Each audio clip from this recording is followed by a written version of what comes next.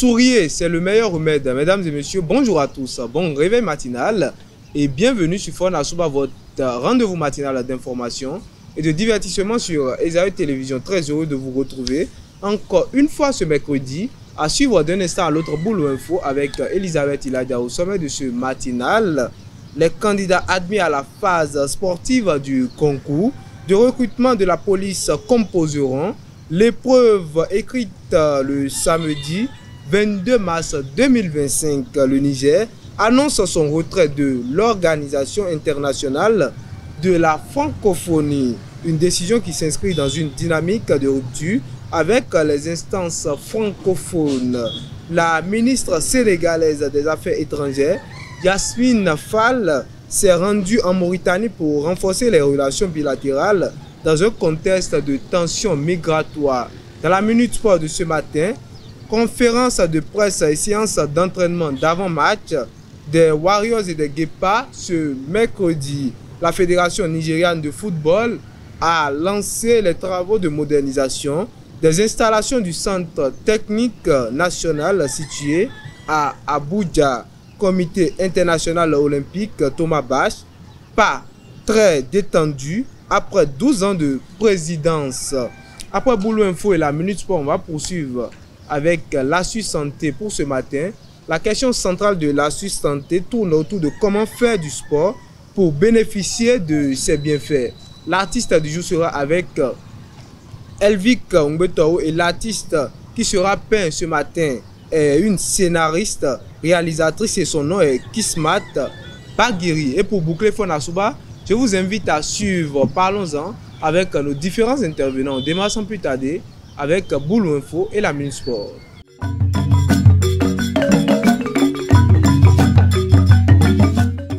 Boulou Info, c'est avec vous, Elisabeth. Bonjour. Bonjour Mouti. Bonjour à toutes et à tous et bienvenue dans Boulou Info. La phase écrite du concours de recrutement de 1785 élèves agents de police se tiendra le samedi 22 mars 2025. Les candidats retenus après le pôle sportif devront se présenter à 6 heures dans les centres de composition prévus dans chaque département, munis de leur pièce d'identité. L'autorité rappelle que toute fraude sera sévèrement sanctionnée conformément aux tests en vigueur. Les forces armées béninoises rendent hommage aux militaires morts en service à travers des cultes universels organisés à Kandi et Natitengu. La première cérémonie s'est tenue ce mardi 18 mars à Kandi et la seconde se tiendra demain, jeudi 20 mars à Natitengu, en présence du ministre délégué à la Défense et des hauts gradés de l'armée. Ces cultes visent à honorer la mémoire des soldats disparus et à rappeler la reconnaissance de la nation envers ses défenseurs. Le 15 mars dernier, une conférence débat s'est tenue à Mapafrique pour sensibiliser sur l'infertilité dans le couple, une situation qui concerne aussi les hommes. Cet événement s'inscrit dans la continuité des actions menées à l'occasion de la Journée internationale des droits des femmes. Suivez ce reportage avec Elvic Ngbetao et Abel Odio. L'objectif principal de cette conférence, c'est de briser la façon de penser que nous avons dans nos sociétés, de penser que quand il y a infertilité, c'est forcément du côté de la femme. Toujours dans le cadre de la célébration de la Journée internationale des droits de la femme, des ONG se sont réunis pour organiser une conférence débat pour discuter de l'infertilité du couple, une problématique qui ne concerne que la femme. Invitée d'honneur de cet événement, la docteure Fanny Rukbonou-Awinya partage son expertise avec le grand public. La conférence débat d'aujourd'hui, on a fini et les participants ont compris que lorsqu'on parle donc de cette thématique d'infertilité du couple, c'est vraiment le couple qui est concerné et non la femme seule. Et une infertilité du couple est un problème de santé publique et qui concerne vraiment la population, la société elle-même. Plusieurs enseignements étaient au cœur des discussions. Les participants ont exprimé leurs préoccupations et interrogations, tandis que les organisateurs, eux, ont insisté sur la nécessité de multiplier ces initiatives pour briser le silence et informer davantage les femmes sur leur bien-être. Étant donné que je suis un homme et la thématique qui concerne en quelque sorte, est-ce que c'est seulement la femme que ces problèmes concernent? Moi je dirais avec ce développement, non, que ce n'est pas seulement les hommes et les femmes que ce problème concerne. Parce que les statistiques ont montré qu'il y a 30% d'hommes qui ont des problèmes d'infertilité et qui doivent se faire accompagner et soigner. C'était vraiment très très riche en contenu, en connaissances. Ça m'a ramené à ma classe de terminale SVT que j'ai fait. Et franchement, j'ai véritablement aimé. Surtout le cas où on parle d'infertilité, c'est à croire que, surtout ici en Afrique, les mentalités, on est tellement bornés, on pense que c'est la femme, le problème vient toujours de la femme. Et on indexe toujours la femme, alors que ce n'est pas normal. Un moment d'échange riche et engagé qui rappelle que la santé des femmes est un droit fondamental. Et le silence des hommes sur les problèmes reproductifs n'est plus à prendre à la légère. En tournée le samedi 15 mars à Parakou, le ministre conseiller à la Défense et à la Sécurité en charge de la décentralisation Rachidi Gbadamassi a rencontré différentes couches de la population pour les impliquer dans la lutte contre le terrorisme et l'extrémisme violent. Des femmes du marché aux étudiants de l'université de Parakou, tous sont appelés à être des acteurs de vigilance et de prévention. Retour sur cette tournée avec Mouidine Lawani et Sylvie Dedo. Si vous voyez des gens venir au marché à Zekin, Gema, Dépôt, un produit qui coûte 5 000 francs et la personne vous dit non, je vais payer 20 000 francs, il faut le dénoncer. Ça veut dire que c'est un terroriste. C'est l'un des messages portés par Rachidi Gbadamassi, ministre conseiller à la Défense et à la Sécurité, en charge de la décentralisation, lors de sa tournée qui se poursuit ce samedi à Parakou.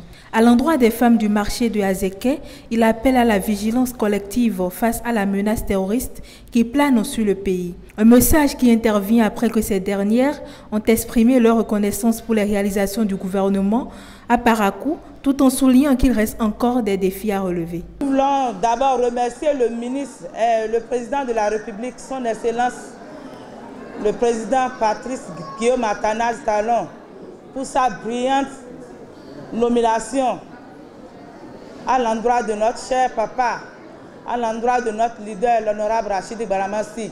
Nous voulons encore le remercier pour ces activités que nous voyons déjà, à savoir la construction du marché de Guéma, pour les différentes microfinances et pour tout ce qu'il fait pour la population béninoise. Nous voulons lui dire merci.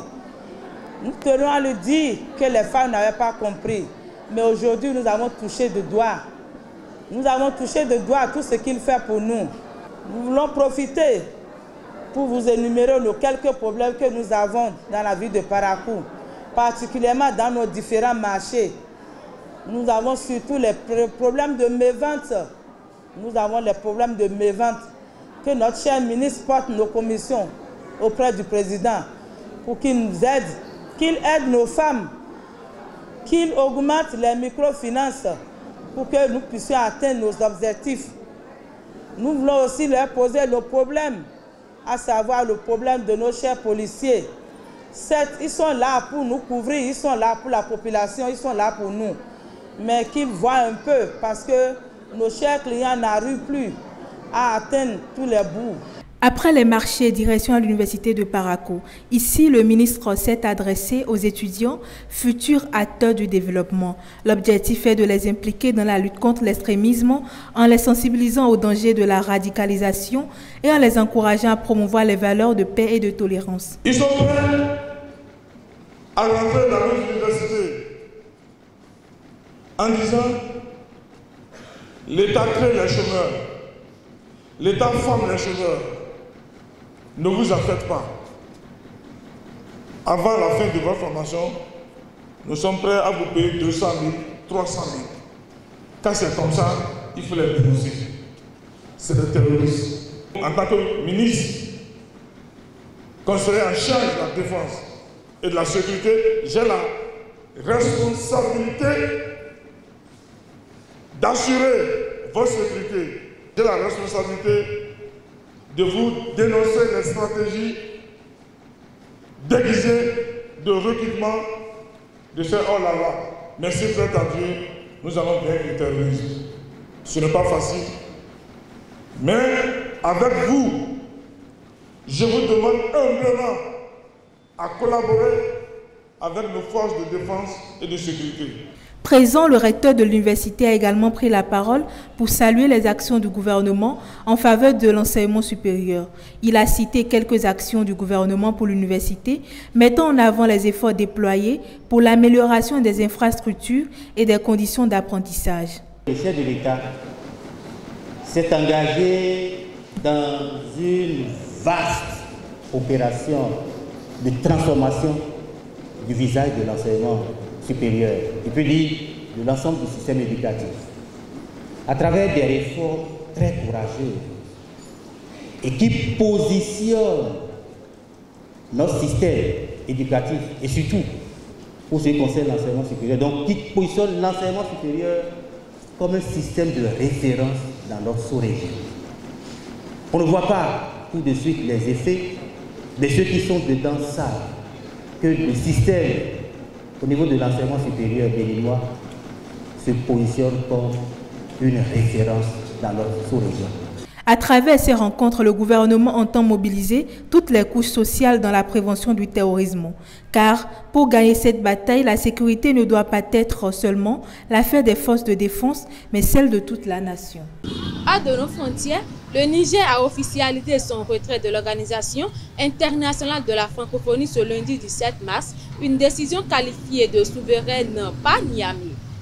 Suspendu depuis décembre 2023, après le coup d'État ayant renversé Mohamed Bazoum, le pays suit ainsi l'exemple du Burkina Faso qui a engagé une démarche similaire.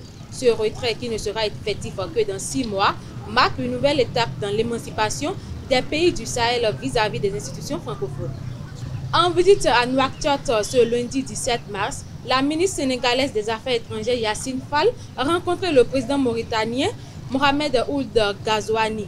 Cette rencontre intervient alors que Dakar dénonce les expulsions de migrants sénégalais jugés inhumaines par des ONG. Malgré ces tensions, la ministre a insisté sur la solidarité et l'amitié entre les deux pays, sans évoquer publiquement la question des cartes de résidence pour les Sénégalais en Mauritanie. C'est tout pour l'info de ce matin. Merci de nous avoir suivis. Merci à vous, Elisabeth, pour l'actualité matinale. Chers internautes, on passe à la Minute Sport avec Elvic Ngweto.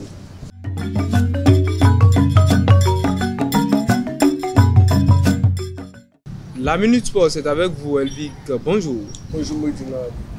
Amis internautes des télé, bonjour. Dans le cadre des préparatifs de la 5e journée des éliminatoires de la Coupe du Monde, le sélectionneur national Gaynor Roy a supervisé de nouvelles séances d'entraînement des Guépards du Bénin le mardi 18 mars à Douban. Manquait encore à l'appel Matteo Arenzi, le joueur du Arsenal Tula, qui a joué avec son club en championnat le lundi, était attendu dans les prochaines heures.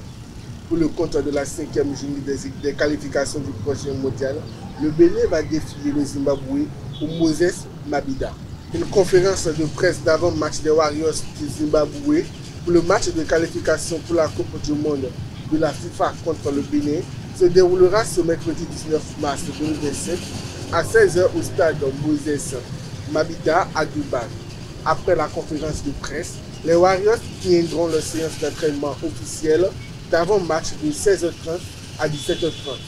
Le Bénin s'entraînera également sur le lieu du match à 18h et la conférence d'après-match du Bénin aura lieu à 17h30. La Fédération nigériane de football a lancé le mardi 18 mars 2027 les travaux de modernisation des installations du centre technique national situé à Abuja. Financé par l'instance dirigeante du football mondial, la FIFA, à travers son programme de développement FIFA Forward, à hauteur de 4 800 000 $, l'expansion comprendra la reconstruction des terrains synthétiques existants, l'ajout de nouveaux terrains en gazon naturel et synthétique.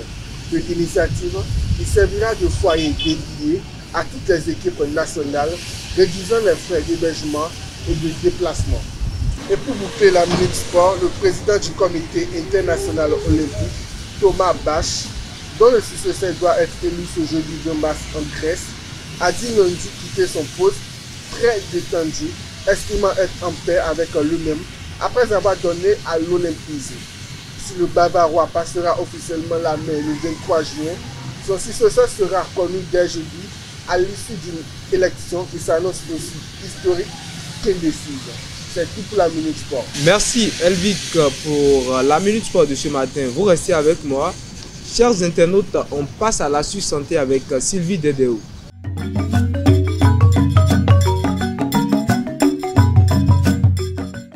L'astuce santé, c'est avec vous Sylvie. Bonjour. Bonjour Moïdi. Bonjour à tous et bienvenue sur votre rubrique Astuce santé. Faire du sport est essentiel pour la santé, mais en pratiquer quotidiennement n'est pas forcément la meilleure solution. L'Organisation mondiale de la santé OMS recommande 150 à 300 minutes d'activité physique modérée par semaine pour les adultes, soit environ 30 à 45 minutes par jour, ainsi que du renforcement musculaire au moins 2 fois par semaine. Les enfants et adolescents, eux, devraient bouger au moins 60 minutes par jour. Mais attention, trop de sport sans repos peut devenir contre-productif. Un entraînement excessif peut provoquer fatigue chronique, douleurs articulaires, blessures musculaires et même une perte de motivation. Il vaut mieux privilégier une pratique équilibrée et adaptée à son niveau. En plus de ses bienfaits physiques, le sport est aussi un excellent remède contre le stress et l'anxiété. Il stimule la production d'endorphines et de sérotonine, les hormones du bien-être, contribuant ainsi à améliorer l'humeur et la qualité du sommeil. Le secret pour des résultats durables, choisir une activité physique que l'on aime vraiment. Marche, vélo, natation, danse, yoga, peu importe, l'essentiel est de bouger régulièrement et de varier les exercices. Enfin, il ne faut pas négliger la récupération car c'est elle qui permet au corps de progresser et d'éviter les blessures. En résumé, faire du sport est indispensable, mais pas forcément tous les jours. L'important est de rester actif, de s'écouter, de trouver un bon équilibre entre effort et repos. C'est tout pour l'astuce santé de ce matin. Merci à vous Sylvie Dedeo pour l'astuce santé. Chers internautes, on retourne du côté de Elvic Ngwetao, mais cette fois-ci dans l'artiste du jour.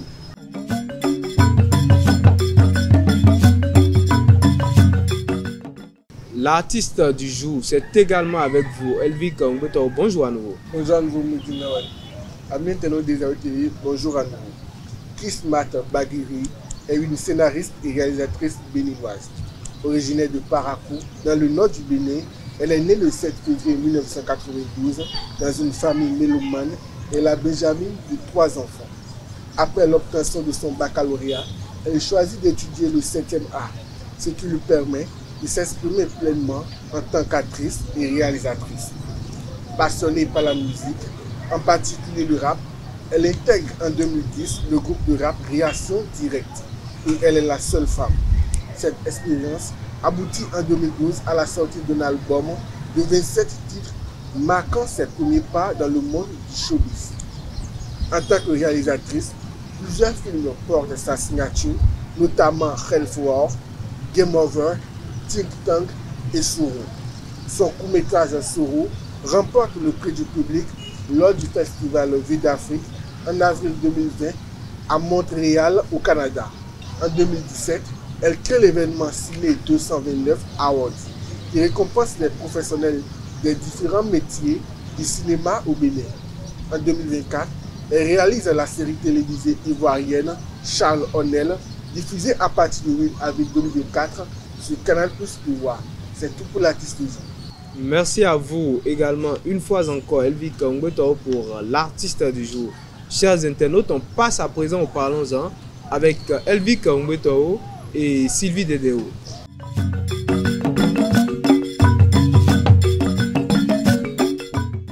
Le plus important dans la vie, c'est de réussir sa vie professionnelle. Qu'en pensez-vous? C'est le sujet de Parlons-en de ce matin et le débat est avec vous. Elvic Ngwetao, bonjour à nouveau. Bonjour à nouveau, Moïse. Sylvie, bonjour à nouveau. Bonjour à nouveau, Moïse. Alors, d'entrée, je m'adresse à vous, Sylvie. Quand on parle de vie professionnelle, ça veut dire quoi pour vous? Pour moi, vie professionnelle, c'est ce que nous menons nous tous ici. Nous travaillons dans une entreprise, par exemple. Déjà là, ça fait partie de la vie professionnelle. Une définition très simple, qui ne définit forcément pas vraiment la vie professionnelle. Mais Elvic Ngwetao, la vie professionnelle, qu'est-ce que ça veut dire pour vous? Je pense que je vais rejoindre Sylvie. C'est travailler dans une structure, c'est être professionnel dans son domaine de prédilection. Je ne vais pas donner une définition moi-même, mais avec le débat, on verra ce que ça va donner. Alors Elvic, pensez-vous qu'on peut réussir sa vie sans la vie professionnelle? Tout se base sur la vie professionnelle, en fait. Donc pour moi, si tu ne réussis pas ta vie professionnelle, tu ne peux pas réussir. Si tu te bases pas sur la vie professionnelle, tu ne peux pas réussir. Alors Sylvie, si on revient sur le sujet de ce matin, qu'est-ce que vous pensez? Bon, pour moi, on n'a pas besoin de réussir sa vie professionnelle pour réussir dans la vie réelle. Et pourquoi?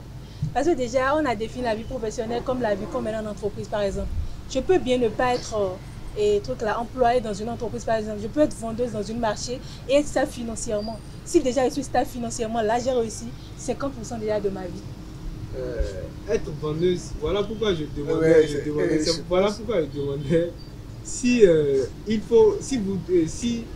il faudrait compléter la définition de professionnel, de la vie professionnelle. Puisque quand vous dites une vendeuse par exemple, c'est déjà sa profession.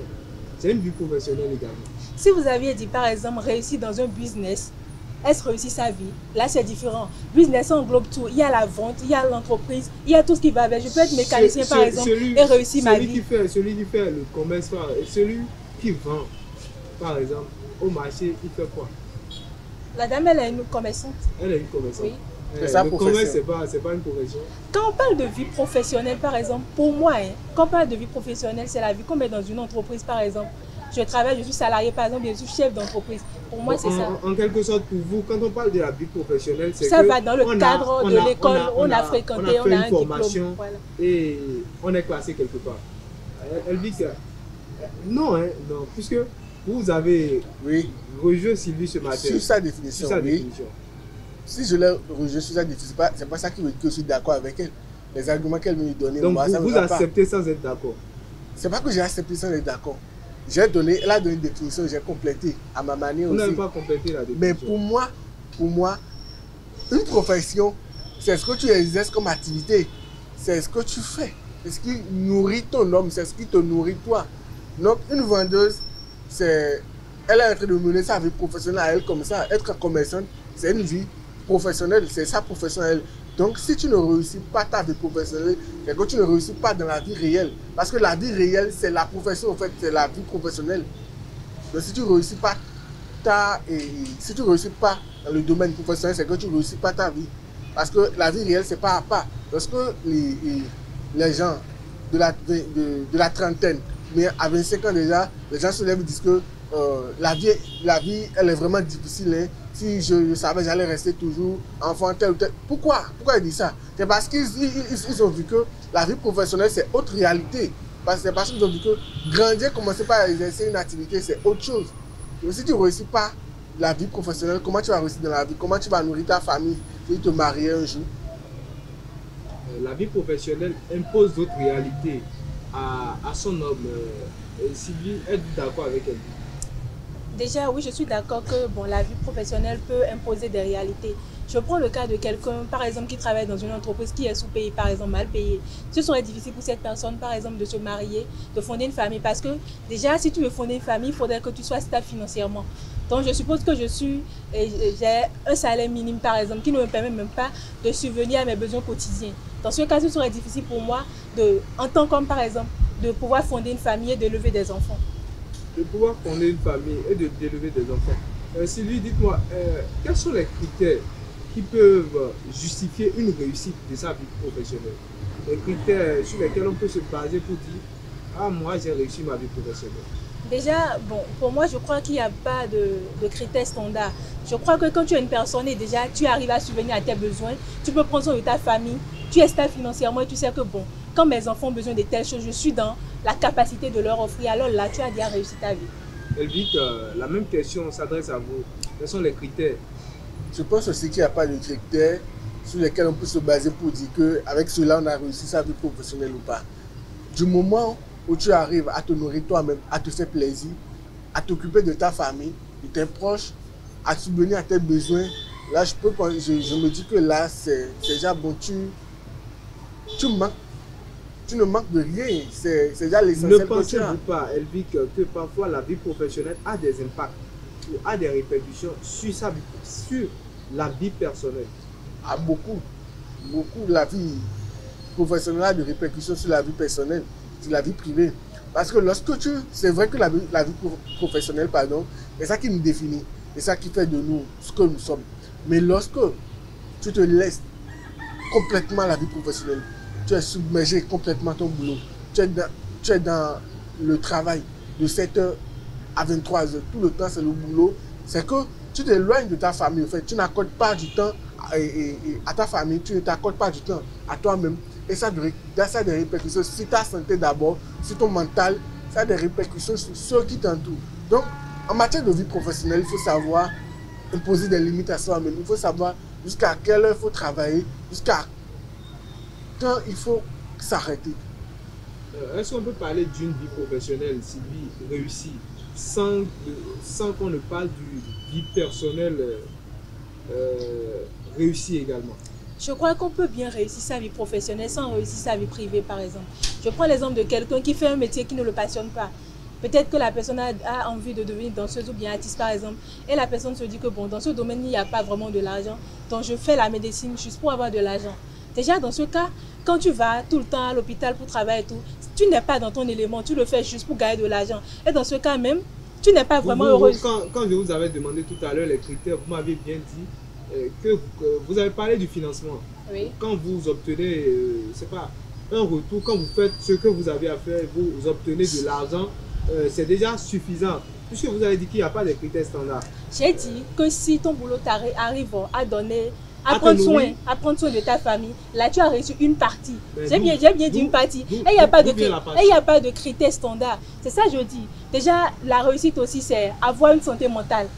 Tu peux bien réussir, prendre soin de ta famille et ne pas être heureuse également. Donc, je prends le cas de quelqu'un qui fait un boulot qui ne le passionne pas. La personne n'est pas vraiment heureuse. Vous êtes sûr que quelqu'un qui gagne l'argent, qui fait un boulot, quelqu'un qui réalise une tâche et qui gagne de l'argent, va toujours se plaindre de la passion? Ah, vous pensez qu'il y a des gens qui sont heureux dans leur boulot? Mais il y a des personnes qui ne sont pas heureuses dans leur boulot, par exemple, mais qu'ils font juste, parce qu'ils doivent le faire, parce qu'ils ont besoin de l'argent pour prendre soin de leur famille. Elvika, vous faites quelque chose et vous gagnez de l'argent en retour. Est-ce que vous allez toujours vous plaindre et parler de la passion? Pourquoi me plaindre si je gagne déjà de l'argent déjà? La passion, c'est également gagner de l'argent. Et la passion, c'est gagner de l'argent. Voilà, j'ai pris le chemin de la passion. Par exemple, ma passion, c'est d'être footballeur. Maintenant, voilà, la vie ne m'a pas mené sur ce chemin. Je suis devenu journaliste ou autre chose. Et je gagne bien ma vie. Je vais encore me plaindre disant que comme je ne joue pas au foot, c'est que je n'ai pas réussi ma vie. Tant que tu gagnes déjà de l'argent, tant que tu es à l'aise, tu as la paix du cœur, moi je pense que ça va, tout roule. Parce que c'est pas, ça montre déjà que c'est pas le football, ce que je considère comme passion, c'est pas ça ma réelle voie, c'est pas ça le chemin par lequel je vais prendre. Donc j'ai trouvé autre chemin qui me mène vers ma réussite, donc je prends ce chemin. Alors Sylvie, dites-moi, quels sont les aspects qui selon vous sont plus importants qu'une vie professionnelle réussie? Bon, moi je crois les aspects de la vie. Le bonheur et aussi la paix intérieure, également une famille heureuse. Le bonheur, la paix intérieure et une famille heureuse. J'ai une question pour vous. Si tu ne réussis pas ta vie professionnelle, tu ne peux pas avoir le bonheur, tu peux pas avoir la paix du cœur. Parce qu'avoir la paix du cœur, c'est dire que tu n'as pas de souci avec quelqu'un, tu n'as pas de problème.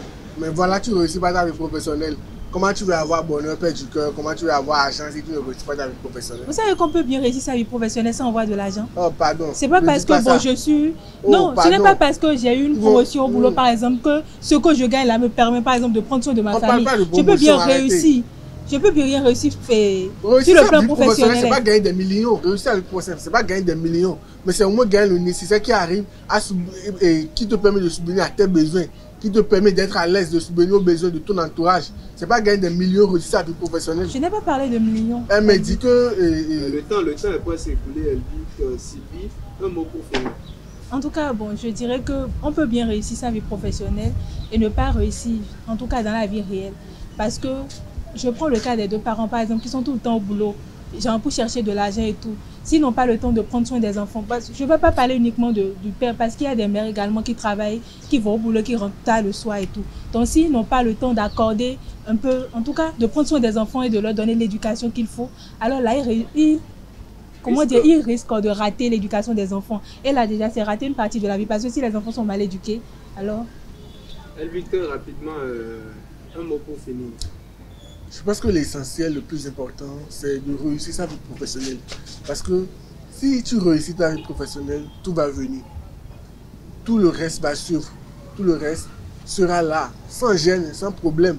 Mais tu ne réussis pas ta vie professionnelle, comment tu penses être dépendant, comment tu penses subvenir à tes besoins, comment tu penses être à l'aise si tu ne réussis pas ta vie professionnelle.